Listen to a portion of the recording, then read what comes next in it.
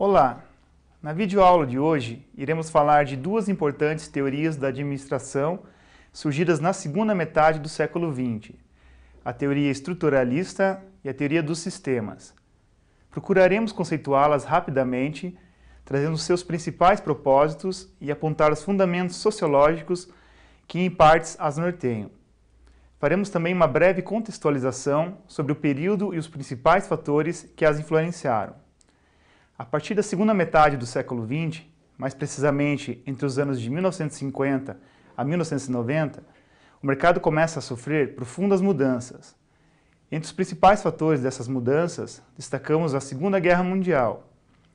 Em razão dessa guerra, importantes inovações tecnológicas, como a telefonia, a televisão, as primeiras gerações de computadores, são produzidas em maior escala e permitem grandes oportunidades para as organizações crescerem em produtividade e escoar sua produção para o mercado interno e externo.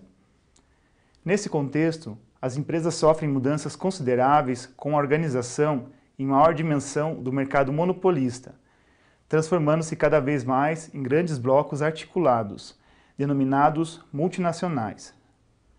Tais mudanças refletem no ambiente de negócios, que começa a sofrer mudanças sociais, culturais, econômicas e tecnológicas nos seus procedimentos.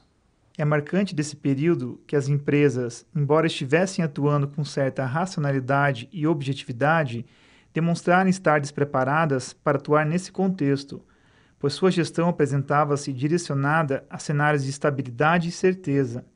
A complexidade dos novos processos e das novas tecnologias provocam inúmeros desafios.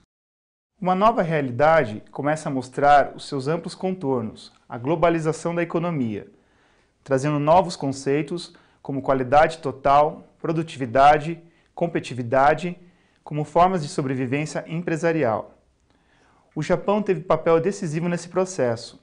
Após se reerguer da derrota na Segunda Guerra Mundial, esse país investiu pesado na tecnologia e novos modelos de gestão, aprofundando o quadro de instabilidade econômica, mostrando-se altamente competitivo, forçando as grandes potências econômicas a adotar profundas modificações em seus modelos de gestão.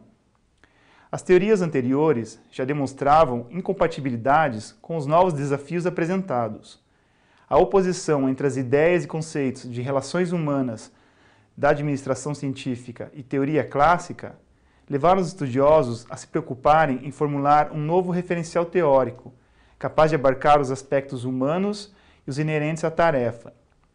As escolas anteriormente estudadas tinham visão parcial dos elementos que compunham uma organização. Já os autores estruturalistas procuram interrelacionar as organizações com seu ambiente externo, que é a sociedade maior, ou seja, a sociedade de organizações, caracterizada pela interdependência entre as organizações. Estruturalismo, do latim strutura, significa arranjo, disposição, construção. Teve origem nos estudos linguísticos. Em 1916, Ferdinand Saussure, linguista francês, desenvolveu um procedimento teórico que consistia em estudar a língua como uma estrutura, isto é, como um conjunto de elementos que estabelecem relações formais. O estruturalismo passou a ser um método comum às ciências sociais, por aprender os fatos novos como uma prática e não como um objeto ou conceito, mas principalmente como uma totalidade. A teoria estruturalista baseia-se no conceito de estrutura, que é um todo composto por partes que se interrelacionam. Portanto, o todo é maior do que a simples soma das partes, o que significa que os sistemas organizacionais não são a mera justaposição das partes. Ao estudarmos uma organização sobre a ótica estruturalista, estamos necessariamente fazendo uma análise globalizante de todos os fatores que compõem o todo organizacional. Mais que isso, estamos reconhecendo a integração e interdependência desses fatores. Portanto, por sua natureza, todas as partes estão estruturadas, ou seja, subordinadas uma à outra, de tal forma que alterações em qualquer delas implicam em rever o todo.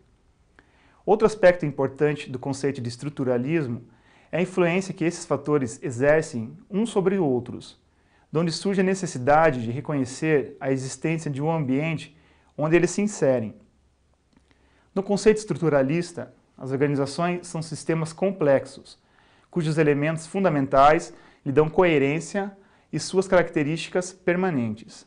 As organizações são uma forma de instituição predominante em nossa sociedade, altamente especializada e interdependente.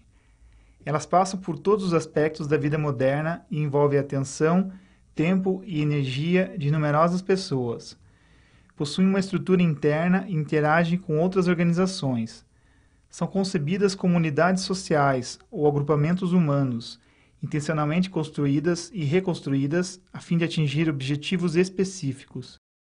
Enquanto a teoria clássica caracteriza o homo economicus e a teoria das relações humanas, o homem social, a teoria estruturalista focaliza o homem organizacional, a pessoa que desempenha diferentes papéis em várias organizações.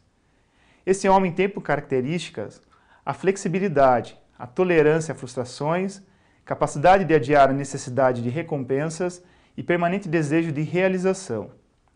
O homem organizacional desempenha vários papéis, dependendo do grupo e da organização em que está inserido. Outro ponto fundamental da teoria estruturalista é a visão de encarar os conflitos como inevitáveis. Na visão dos estruturalistas, não existe harmonia entre os interesses dos patrões e dos empregados. Essa harmonia não deve ser mantida pela administração.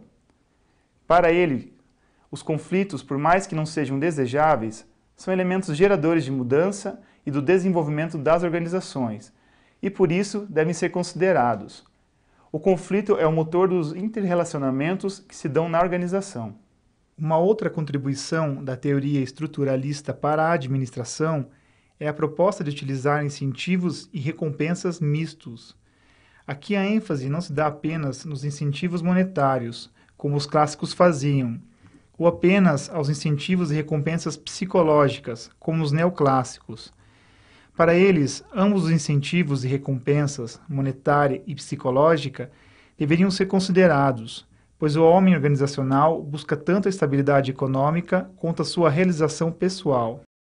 Etzioni, insatisfeito com as descobertas ocorridas na abordagem de relações humanas, consideradas por ele insuficientes para o entendimento das relações entre o homem e a organização, desenvolveu um trabalho em que obteve uma classificação das organizações considerando suas diferentes tipologias e utilizando como base para isto análise comparativa do controle e autoridade, chegando a 3 tipos básicos. As organizações coercitivas, em que o maior meio de controle é a coerção física ou psicológica. O envolvimento de seus membros é altamente alienado. Nessas categorias, teríamos hospitais psiquiátricos, prisões, campos de concentração, entre outros. Outro modo seria o das organizações remunerativas, cujo principal instrumento de controle são as recompensas materiais. O envolvimento de seus membros é a resultante do cálculo das recompensas que vão beneficiá-los mais. Quanto maior a recompensa, maior o envolvimento. O envolvimento é característico de organizações industriais e atividades comissionadas. Já o terceiro tipo são as organizações normativas. Nessas organizações, o poder é manipulado por recompensas simbólicas, como possibilidade de liderança, status, prestígio e estima. Também chamado de poder moral e social, esse tipo de dominação leva a um envolvimento e compromisso com a organização, sendo muito utilizado até os dias atuais. A outra teoria que iremos abordar hoje é a teoria dos sistemas. Ela surgiu através dos trabalhos do biólogo alemão Ludwig von Bertalanffy. A teoria geral de sistemas não busca solucionar problemas ou tentar solucionar práticas, mas sim produzir teorias e formulações conceituais que possam criar condições de aplicação na realidade empírica. Ela critica a visão que se tem do mundo dividido em diferentes áreas do conhecimento, que classifica como arbitrárias, com fronteiras solidamente definidas e espaços vazios entre elas. A finalidade é identificar as propriedades, princípios e leis característicos dos sistemas em geral, independentemente do tipo de cada um, da natureza de seus elementos componentes e das relações entre eles. A teoria geral dos sistemas afirma que as propriedades dos sistemas não podem ser descritas significativamente em termos de seus elementos separados. A compreensão dos sistemas somente ocorre quando estudamos os sistemas globalmente, envolvendo todas as interdependências de suas partes. Entende-se por sistema um conjunto de elementos interativos e relacionados, cada um ao seu ambiente, de modo a formar um todo. Define-se como um complexo de elementos em interação de natureza ordenada e não fortuita. As teorias dos sistemas não se limitam aos sistemas materiais, mas aplica-se a todo e qualquer sistema, constituído por componentes em interação. Além disso, a teoria pode ser desenvolvida em várias linguagens matemáticas, em linguagem escrita ou ainda computadorizada. Uma distinção importante para a teoria é a classificação das organizações em sistemas fechados ou abertos. Um sistema fechado é aquele que não realiza intercâmbio com o seu meio externo, tendendo necessariamente para um progressivo caos interno, desintegração e morte. Nas teorias clássicas e científicas da administração, a organização era considerada suficientemente independente para que seus problemas fossem analisados em torno de estrutura, tarefas e relações internas formais, sem referência alguma ao ambiente externo, pois as atenções estavam concentradas apenas nas operações internas da organização, focando-se apenas em uma abordagem racionalista. Já um sistema aberto é aquele que troca matéria e energia com o seu meio externo. E se formos observar bem, a organização é um sistema aberto, isto é, um sistema mantido em importação e exportação, em construção e destruição de componentes materiais, em contraste com os sistemas fechados convencionais, sem intercâmbio de matéria com o meio. Considerando a perspectiva de sistema aberto, podemos dizer que um sistema consiste em 4 elementos básicos. Primeiro, objetivos. São partes ou elementos do conjunto. Dependendo da natureza do sistema, os objetivos podem ser físicos ou abstratos. Segundo, atributos. São qualidades ou propriedades do sistema e de seus objetos. Terceiro, relações de interdependência. Um sistema deve possuir relações internas com seus objetos. Essa é uma qualidade definidora crucial dos sistemas. Uma relação entre objetos implica um efeito mútuo ou interdependência.